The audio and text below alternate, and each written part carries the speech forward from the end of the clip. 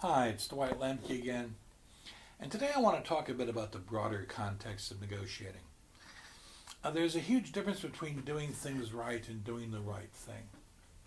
That most people will make incorrect, self-serving statements on a fairly regular basis without even being aware that they're engaged in unethical behavior. And ethics is something that we should really pay attention to. The problem in business circumstances in general and negotiations in particular is that people engage in what we would call bounded ethicality. So many of the unethical behaviors that people engage in during negotiation result from ordinary unintentional psychological processes, not from deliberate even conscious deception. We do it because expedience. It gets us out of tense situations. So what we try to do is make ourselves aware of what can get in our way. The muckraking journalist Upton Sinclair once stated it is difficult to get a man to understand something when his salary depends on his not understanding it. And in business, if the boss says, this is what's going to happen, whether you agree with it or not, it's probably going to happen. But now and then, sometimes bosses ask people to cross the line. There's an ongoing case right now at General Motors where they recalled several million cars. And they knew for 2 years that faulty electrical systems were causing some of their cars to catch fire. That's wrong. It's massively wrong. Why did people do it? Because it was easier to go along, to get along. They got a mortgage, they got a wife and kids. They want to get promoted. They don't want to make waves. They don't want to make things difficult for their boss. There's 112 excuses that we can come up with for doing this. But it's because people really don't want to make waves. In buyer and seller negotiations, it's quite common for the seller to believe he's selling a higher quality product than he actually is. So what happens there is that people let their wish for success get in the way of truth-telling. Substantial research tells us that a seller's conflict of interest, being honest versus making the sale, can lead to unconsciously view the world through a biased lens and believe that the product is the best thing out there, even if we know that's not to be the case. So we need to be wary of that. Well, this leads us directly to the problem of agents. Agency relations are more properly a field of psychology / economics. And what we're looking at here is that I need to hire an agent to do my negotiating for me. Say I'm going to buy a house, or the house is somewhere in the Florida Keys. I'm here in Australia. Really expensive for me to fly there and do the negotiating myself. Why don't I hire an agent on the other side, let them cut the deal? The problem is that the agent's wants and needs may not match mine. The agent is looking for a commission. I'm looking for the best possible price on that property.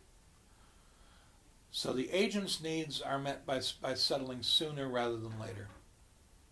In fact, there's some wonderful research in one of the Freakonomics books, which shows that real estate agents get higher prices for their own homes than they do for the homes of their clients. It's not that they're unethical, it's that they're people. Here's what happens. You're selling your house through an agent. They're going to make a few $100s on the sale, a few grand at most. They got to split that with the agency. There's various fees that go away. So if they're going to make an extra 10 grand for you, they're only going to get a couple $100s out of that. But they're going to need to keep the listings in the newspaper. They're going to need to have maybe another open house. Whereas if they're selling their own house, why not wait for a better offer? Because all they're investing is their time. And the time is free to them. So what happens is the incentive scheme is all screwed up there. There's a rather famous Harvard Business Review article by Stephen Kerr called On the Folly of Rewarding A While Hoping for B. And it kind of goes to our problem of agency relations. That somewhere along the line, we need to figure out some way to align our agents' interests with our own and not have them working at cross purposes. one of the reasons we tend to pay CEOs, in shares as opposed to cash. Because as shareholders, I want the value of the firm to increase. So I want the CEO's compensation being based upon doing good for me. Now, the other thing we need to look out for here is the idea of the prisoner's dilemma. We've been talking about game theory in advance, or before, but the prisoner's dilemma is one of the classic game theory problems. Two guys get arrested for, boosting a bank, and they're kept in separate rooms because the cops aren't stupid. What's the payoff matrix? It's a 2x2 matrix, which lists all the possible outcomes of their negotiation with the police, and they're both going to come out best if they stay stumm, stay silent, and they'll both walk out of the police station eventually because there's no evidence. The problem is that you got to trust the guy in the other room. If I don't think my partner is going to hold up under intense questioning, I'm going to confess right now. I'm going to cut the deal and blame them. It was all her fault. And that's the prisoner's dilemma. But what it's an example of is parasitic value creation. That quite often there's value that we're extracting from the environment, or extracting from this deal, that's being taken from people who aren't sitting down at the table. And that's an inherent ethical dilemma. So we have to be wary of that. Going back to our people things, what happens if the folks across the table are starting to use dirty tricks? Do we get up, punch them, walk out? Probably not a good idea. Boss, I'm sorry I couldn't cut the deal, and I just had to reach across the table and deck that SOB. Probably not a way to get your next promotion. But some of these dirty tricks are pretty basic. What about the hard bargainer, the person who needs to extract every dollar that's on the table? Well, it's annoying for one thing, and they might be just doing it to throw us off balance. So one, don't get rattled, don't get thrown off balance. Our two standard responses, we can put up with it or respond in kind. Well, how about if we call them out? Why are you negotiating so hard on each one of these issues? I mean, we've got a whole lot of stuff to cover here. Let's throw a whole lot of stuff on the table and get it solved. By raising that issue explicitly, we can try to get them, to tone it down a bit. We can learn to, spot, various ploys, such as, this idea that they're going to try to roll us in. Been to a car dealer? No, I'm going to have to check with my boss on that. They're lying to you, right? They don't need to check with their boss. They can ink the deal right now. They're trying to use that person to be the buzzkill. So don't let them. Now, if you need to talk to your boss, obviously I shouldn't be dealing with you anyway. Why don't I just go cut my deal with the boss, who therefore gets the commission, not you? So don't need to worry about it. All right. How about if we're going to deal with irrationality? Well, we're trying to negotiate with people who behave recklessly, strategize poorly, act in ways that seem to contradict their own self-interest. Our mistake number one might be that they're really not irrational. They're just uninformed.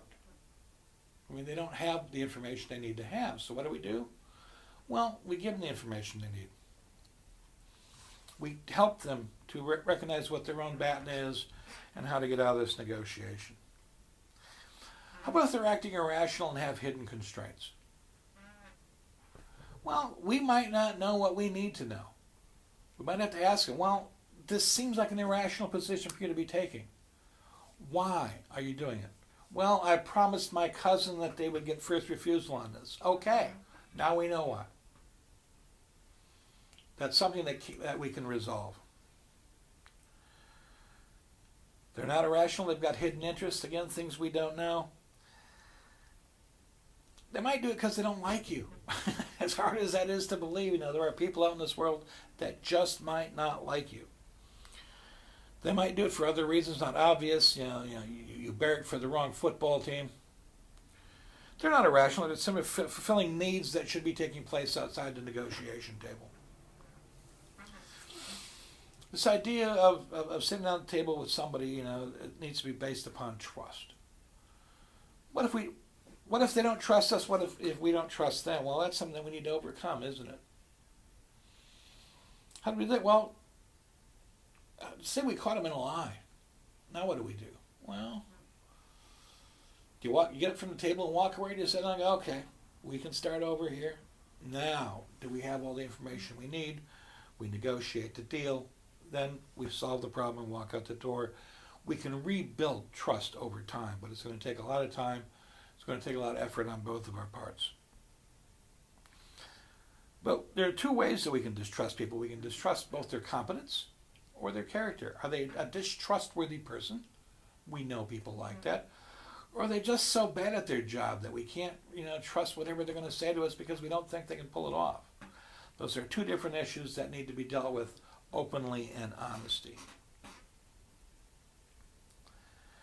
How about threats and ultimatums? Well, if you don't do this, Al Capone once said you can accomplish a lot more with a kind word and a gun than you can with just a kind word alone. Well, unless you're actually negotiating with the mafia, this probably isn't a good business maxim. But people do make threats. You'll be sorry. I'll see you in court. Well, what do? Well, ignore it. I mean, that's one of our first strategies, right? But somewhere along the line, it's probably not that important. They're probably just venting. We can neutralize future threats by saying, well, we're going to be the first one to voice their concerns. How about if we don't think that their threat's credible, letting them know? If you did take us to court, you're going to lose and you're going to pay both of our court fees. That's probably not the best idea.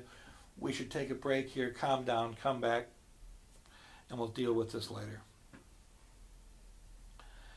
Now comes the other part of this. Rather than making threats and responding to them, we're going to need to deal with the need of other people to save face. You gain nothing by humiliating people across the table. It's also worth keeping in mind that it's not only your counterpart's got a strong need to save face. You are just as likely to sabotage your self-interest when pursuing it would make you lose face. That somewhere along the line, you need to be able to sit down with them at another time. So they need to walk away, feeling at least partly good about this deal somehow. I mean, that's why we're talking about win-win relationships. That people need to know that you're an honest person that they can sit across the table with, and you're not going to gain that if you cause them to lose face. Okay, one of our final topics here is going to be the idea of when not to negotiate. We can't assume that in all circumstances we should sit down at the table and iron out all of our differences, because sometimes it's just not known. I mean, there are times when negotiation is just a waste of your time and mine. First of all, if the cost of negotiations exceed the amount to be gained over our BATNA, I mean, the time, effort, and energy going in negotiating or just accepting our best alternative to a negotiated agreement. How about when our BATNA stinks and everybody knows it? Is this a good time to negotiate, or do we just take the deal? What if our BATNA, is better than anything that can be offered? Why should we sit down and negotiate? How about when time is money? Because we are investing time here, right? But there's a limited response. There's opportunity costs. That money needs to be doing something rather than just sitting there. So getting a good deal can sometimes get in the way of taking an okay deal. Don't let the perfect become the enemy of the good. Get the deal, go home. How about when negotiating sends the wrong signal? That it's letting people know that we need to negotiate, or it's sitting down with people letting them know that we don't trust them. That's why we're negotiating. So we might need to be able to change that signal. Well, that's largely, when relationships suffer. I mean, you sit down with your significant other and say, honey, let's negotiate on where we're going to go to dinner tonight. Why bother? I mean, it's probably not going to pay off for you, very well in the end. But if we want to continue this long-term relationship, sometimes we're just going to have to trust our partner and say, send us a bill. Offer us what you think is fair and we'll accept. What is wrong with that? At times that makes a lot of sense if you truly want that relationship to continue. Sometimes it's culturally inappropriate. We've got to remember that we're coming from a Western context and sitting down and doing the deal. I mean, Donald Trump's the art of the deal. It's kind of who we are. Other cultures aren't like that. They would like you to sometimes take things at face value. So, I think that brings us back to our first law of negotiation, which is never sit down without a strategy. Never sit down at that table without knowing what you want to come away with from that table. And always, always prepare. Well, thank you for listening. Once again, my name is Dwight Lemke. Have a good day. Bye-bye.